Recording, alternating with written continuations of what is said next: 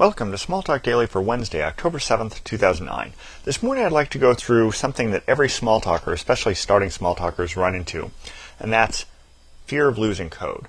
So, to give you an idea what I'm talking about, what I've done is taken this growl code that I was working on yesterday in the screencast and kind of simulated the case where I was working on it here in this image, hadn't published it anywhere, hadn't saved the code. So let's say that I've got it sitting here, I've been working on this for a few hours, and I'm ready to go ahead and publish this, but then something bad happens. And in this case, the way I'm going to simulate the something bad happened is I'm going to exit the image without saving it. But let's say that your machine crashed, the Smalltalk image up and locked up, something happened that you couldn't really deal with. So what you're left with is starting your image back up. And here, of course, since I didn't save it with that in, it's not there. So my image isn't saved, my code isn't there, it's not in the source code repository, so I wonder what the heck can I do now? Well, it turns out all is not lost. You go to Tools, Change List.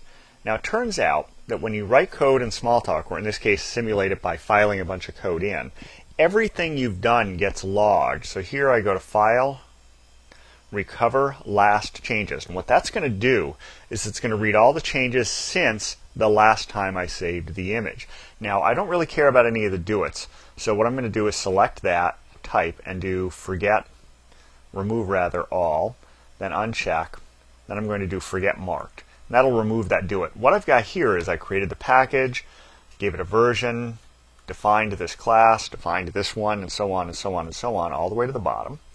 So what I can do is select this one at the top and say replay all from the top or all from here down. In this case I want all from the top because I want to recover every single bit of code. If, on the other hand, I had a bunch of other things because I had saved the image and then started doing some work and there was a bunch of stuff I maybe didn't care about, I could pick some point in the middle where it started the code that I wanted to recover and do all from here down. But in this case, all from the top. It's going to go ahead and replay all those changes. And then when I get done with that, I can move this aside, open a browser, and if I scroll down, you see there it is as if nothing bad had happened. There's my namespace, there's my class, there's my other class. Everything's fine, all my code is recovered. So it's as if the badness didn't happen.